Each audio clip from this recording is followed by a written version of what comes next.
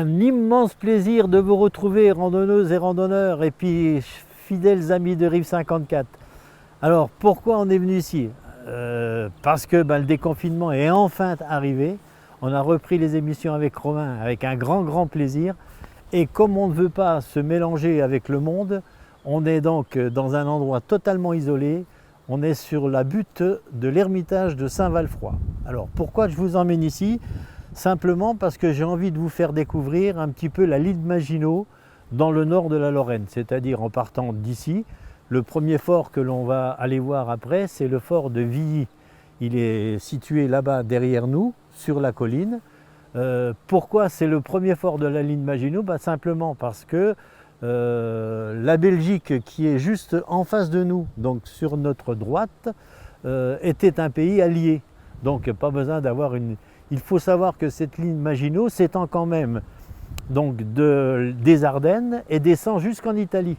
C'est-à-dire elle protège les frontières de la Gaume belge, ensuite le Luxembourg, ensuite l'Allemagne, ensuite la Suisse et jusqu'en Italie.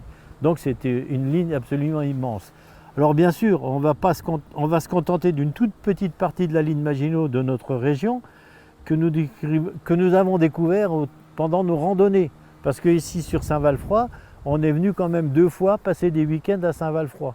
On a découvert au cours de nos randonnées de nombreux forts qui faisaient partie d'une ligne qu'on connaissait dans la région, mais auquel on ne s'était pas trop intéressé. Et finalement, on s'est rendu compte qu'il y avait quand même beaucoup de forts à voir, et c'est ce qu'on va vous faire découvrir aujourd'hui. Première découverte du déconfinement, c'est une merveille. En direction donc du fort de Villy, Villy, on est dans la petite commune de La Ferté et on a le bonheur d'apercevoir une petite cigogne perchée sur son nid tout en haut là-bas. Est-ce que tu es sûr qu'elle est vivante? Fifi, Fifi. Elle n'a pas l'air de bouger beaucoup. Si, c'est une vraie cigogne. Voilà, on arrive donc du côté du fort, le premier fort de Villy, qui est en haut. On va y aller tranquillement parce qu'on a déjà fait des kilomètres, on est fatigué. Alors voilà, regardez tout cet ensemble de forts. Donc il y a un premier blocos qui est là et l'entrée du fort, elle est là-bas. Alors on va aller jusque là-haut. Voilà, on arrive sur le site de l'ouvrage de la ligne Maginot de Villy-la-Ferté. Voilà, alors vous avez donc une disposition de l'ensemble des blocs, le bloc 1, le bloc 2. Alors, qu'est-ce qu'on peut dire sur cet ensemble? C'est une nécropole nationale, bien entendu, ce fort de Villy-la-Ferté, parce que malheureusement, il y a eu à l'époque quand même 87 corps qui ont été enterrés dans une fosse commune. Que peut-on dire encore sur cet ouvrage? C'est tous les blocs de combat, le bloc 1, le bloc 2, et tous les chevaux de frise qui sont derrière nous, qui ceinturent tout ce fort. Alors en direction donc de l'entrée du fort de Villy-la-Ferté, voilà, vous avez donc sur la gauche et sur la droite tous ces rails de chemin de fer qui sont plantés dans la terre. C'est pour empêcher les chars de pouvoir accéder à l'entrée du fort. C'est ce qu'on appelle des chevaux de frise. Il y en a là, il y a les barbelés, tout est resté dans l'état. Alors ce fort de Villy, écoutez voir les quelques explications et puis les renseignements que j'ai obtenus. Il a été construit à partir de 1935. Alors c'est le premier fort de la ligne Maginot. Pourquoi? Je l'ai dit tout à l'heure quand on a fait l'introduction. Simplement parce que la Belgique étant un pays allié, la ligne Maginot a débuté ici dans ce secteur-là. Donc pour vous donner quelques détails, à la veille de la Seconde Guerre mondiale, la Lorraine se trouve en première ligne et pousse l'armée française à renforcer ses lignes de défense. Le ministre de la guerre de l'époque, André Maginot, décide donc de construire une ligne de fortification le long de sa frontière entre le sud de la Belgique, le Luxembourg, l'Allemagne, la Suisse et l'Italie. Les constructions ont débuté de 1928 jusqu'en 1940. C'est ainsi que naît la ligne Maginot. Donc vous voyez un peu comment sont maintenus en état tous ces forts, parce que c'est une construction absolument magnifique, et puis ça fait des kilomètres et des kilomètres de long.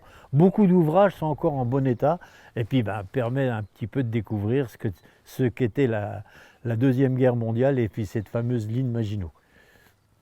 Là, donc ça c'est la porte d'accès à l'entrée pour le fort. Bon, il a été quand même un petit peu martyrisé, hein.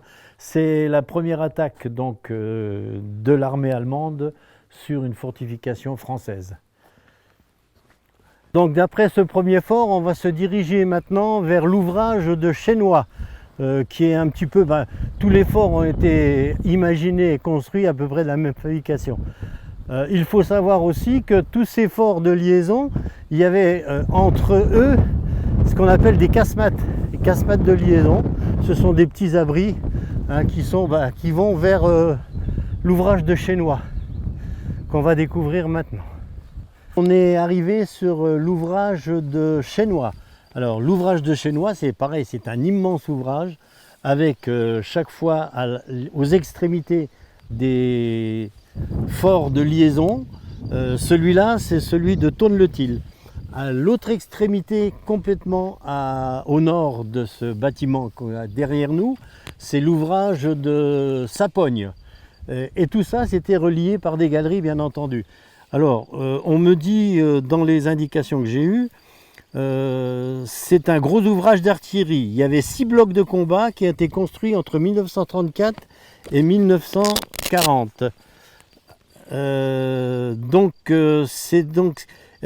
Malheureusement, cet ouvrage immense a été saboté par l'armée française. Quand le fort de Ville-la-Ferté a été attaqué, l'armée française a saboté ces ouvrages. Alors celui-là aussi, hein, il est immense. Hein. L'entrée de l'ouvrage est certainement beaucoup plus loin que ici. Ça c'est un blocos, disons, mais qui fait partie bien sûr de la ligne Maginot. Voilà, donc après l'ouvrage de Chesnois, on va se diriger maintenant vers Montmédy, la citadelle de Montmédy, qui a fait partie de la ligne Maginot, mais bien sûr qui a été construite bien longtemps à l'avance. Mais enfin, on va en parler 2 mots quand même quand on arrivera au niveau de la citadelle. Alors, nous sommes arrivés maintenant dans le secteur fortifié de Montmédy, hein, avec la citadelle qui est juste derrière nous. Donc ce secteur fortifié, forme une ligne le long de la frontière franco-belge jusqu'à Vlone en Meuse. Ces fortifications ont été classées fortifications légères jusqu'à hautes. Pendant la Deuxième Guerre mondiale, la forteresse sert de PC à la 2e division légère de cavalerie du général André Berniquet. C'est le lieu d'implantation de plusieurs ouvrages de la ligne Maginot qui composent 177 blocos, 36 tourelles de combat, 7 casemates et 4 observatoires. Nous sommes à présent sur la 2e entrée principale de l'ouvrage de Vlone. Alors ça c'est l'entrée principale. L'autre côté de la butte, c'est une entrée principale mais qui est elle dirigée sur le village de Vlone.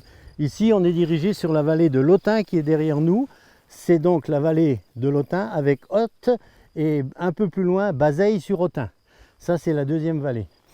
Alors toutes ces tourelles de défense, toutes étaient orientées bien sûr toutes vers la Belgique. On a découvert ça au cours d'une randonnée quand on est parti de Villers-Cloix et qu'on a rejoint Vlone en passant par tout le massif forestier et on a découvert 3 tourelles de combat à l'intérieur du bois. On peut éventuellement aller en voir une, on en voit une derrière nous, mais il y en a une où c'est un refuge pour les chauves-souris.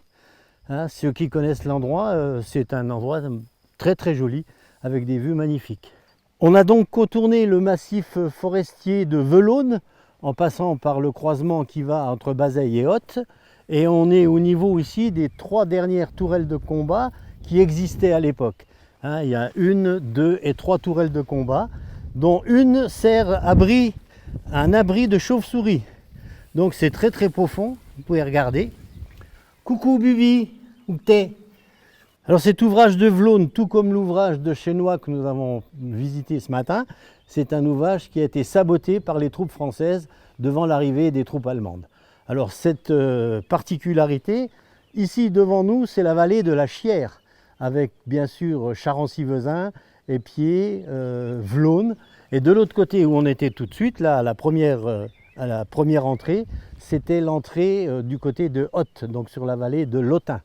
Alors vous voyez un peu les dispositifs de protection qu'il y avait, c'était merveilleux. Alors il faut savoir aussi que sur l'ouvrage de Vlone, c'était des galeries très profondément enterrées, donc qui étaient vraiment inaccessible par les obus qui étaient dans le massif très profondément enterré, et malheureusement il a fallu le saboter comme malheureusement tous les autres aussi qui ont été sabotés à l'époque. Alors on se trouve bien entendu juste en face de la Belgique. Le petit village que vous avez sur ma gauche, c'est le village de Torgny, et puis le village là-bas, c'est le village d'Épied. Une particularité donc en direction de Villers-le-Rond, c'est cette casemate de liaison qu'on les appelle, qui est juste sur la route. Alors bien sûr, au lieu de faire une ligne droite comme ça et puis d'aller comme ça, non, on a contourné le bloc de liaison et puis la casemate. Ça fait bien, mais c'est dangereux, alors il faut faire très attention quand vous allez en direction de Hotte, surtout quand vous arrivez dans le virage, de bien klaxonner, parce que vous voyez, c'est vraiment entourer le fort. Voilà, comme c'était le dernier jour des Saintes-Glaces, le matin il faisait 4 degrés, et puis maintenant aux alentours de midi on en est déjà quand même à presque 19 degrés. Alors j'ai enlevé mon, mon gros parka parce qu'il faisait quand même un peu trop chaud. Nous venons de parcourir à peine un petit kilomètre et demi entre le fort, enfin la casemate de liaison qu'on vous a montré au bord de la route, et on est à l'entrée de Villers-le-Rond, avec une particularité quand même, vous avez un bloco juste à l'entrée du village. C'est un petit peu spécial, mais bon, c'est un... Et on a rencontré entre cette casemate de liaison et l'entrée de Villers-le-Rond 5 casemates de liaison qui sont disséminées dans la plaine. Ce qui veut dire que tout le réseau était quand même bien aménagé et qui correspondait avec tout le monde. Alors maintenant, on va se diriger vers Petit-Civry. On est arrivé à présent dans le secteur fortifié de Longuillon, qui est situé donc entre le secteur fortifié de Montmédy et le secteur fortifié de Thionville, qu'on verra plus tard, parce que là, bien sûr, on n'a pas le temps de tout faire aujourd'hui, malheureusement. Et qui se compose quand même de 3 gros ouvrages. Il y a le fort de Fermont, qu'on connaît très bien, tout près de chez nous, le fort de Latirmont également, qui est sur Cutry, et le fort de Bréhin-la-Ville. Ces 4 petits ouvrages, celui de la ferme de Chapy, le Mauvais Bois et le Bois du Four à Morfontaine. Et Hérouville, il y a aussi 36 casemates. Autour de ces ouvrages se trouvaient 5 casemates de sûreté, la caserne Lamy à Longuillon, le camp de Doncourt et le camp de Morfontaine, le camp d'Hérouville, le camp de Ludelange et le fort de Guentrange. Il fut intégré au secteur fortifié de Thionville de la ligne Maginot en 1930.